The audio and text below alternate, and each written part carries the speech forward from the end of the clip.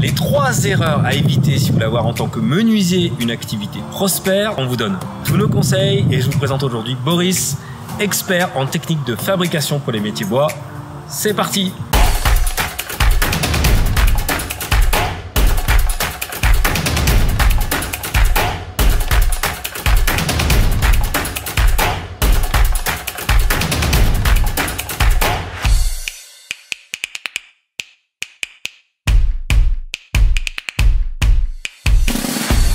Allez, bonjour à tous, soyez les bienvenus, je suis Fred Jandin, j'ai la chance de diriger mon agence de conseil pour tous les artisans menuisiers que nous accompagnons dans toute la France à développer leur chiffre d'affaires, leur trésorerie et puis améliorer également leur confort avec un programme de copilotage d'entreprise complet et unique dans ce domaine, que vous soyez repreneur de l'entreprise familiale, fils, arrière-petit-fils de menuisier comme moi, ou bien encore tout simplement dirigeant menuisier d'une entreprise bien en place. Et aujourd'hui, j'ai la chance de recevoir Boris, que je connais depuis plus de 20 ans, avec qui on a partagé nos études dans un établissement reconnu dans le monde de la transformation du bois, et avec qui je collabore régulièrement à aider les menuisiers à développer leur activité.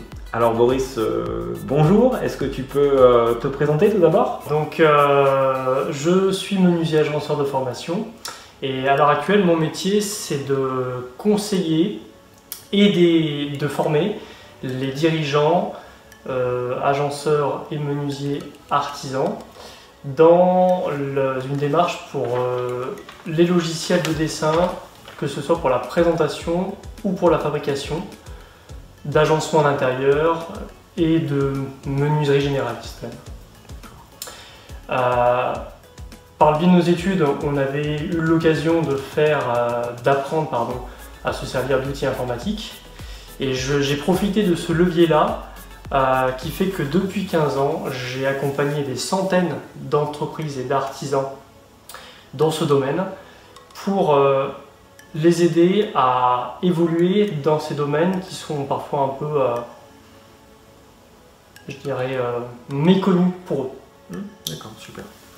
Donc aujourd'hui, la question qu'on se pose, c'est quoi les 3 erreurs à éviter quand on est menuisier, qu'on souhaite avoir une activité encore plus prospère?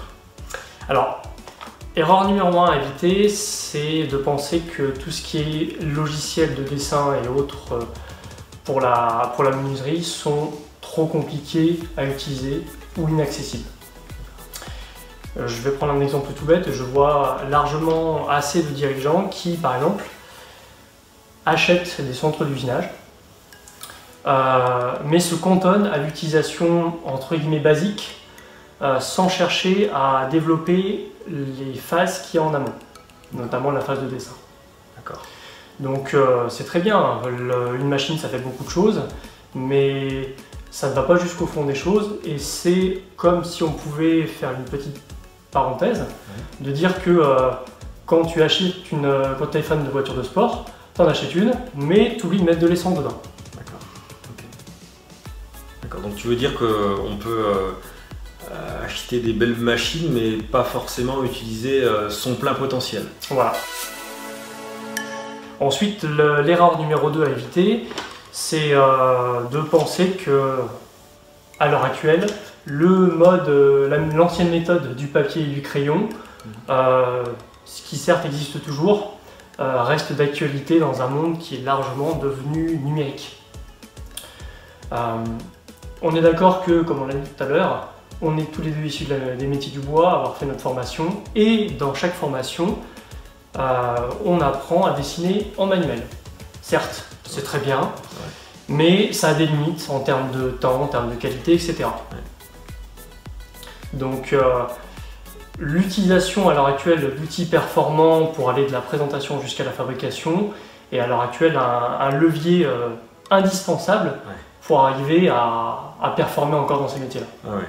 On peut être passionné par effectivement les plans, etc., avoir envie de le faire, mais c'est vrai que le fait de passer sur un logiciel permet aussi également d'aller dans une précision de détail lors des devis, lors de la conception, qui permet aussi de gagner en confort pour la suite. Et aujourd'hui, ce niveau de détail, il fait aussi gagner de l'argent pour la suite. La troisième erreur à éviter, c'est de penser que le sur-mesure n'est pas compatible justement avec ces fameux outils informatiques. Je prends un exemple que je vois encore régulièrement quand je visite des artisans et des dirigeants. Le fait qu'ils ont tendance à trop distinguer la partie étude en amont et ensuite la partie production. Et du coup, ça génère une perte de temps énorme. Donc la solution la plus efficace à l'heure actuelle, c'est de pouvoir lier toute cette partie-là, qui fait que le processus de l'étude jusqu'à la mise en production va permettre une rapidité et un gain de temps maximum. Oui. Je veux dire qu'avec un bon outil informatique, alors on peut maîtriser le devis, l'étude technique, ensuite la fabrication et puis la pose. C'est-à-dire qu'il y a une véritable continuité, continuité de choses qui apporte un confort, qui permet aussi de gagner en rapidité et aussi de gagner de l'argent et d'être aussi plus rentable. Tout à fait. Donc utiliser le plein potentiel pour que chaque poste puisse en bénéficier et puis que l'entreprise puisse gagner en confort.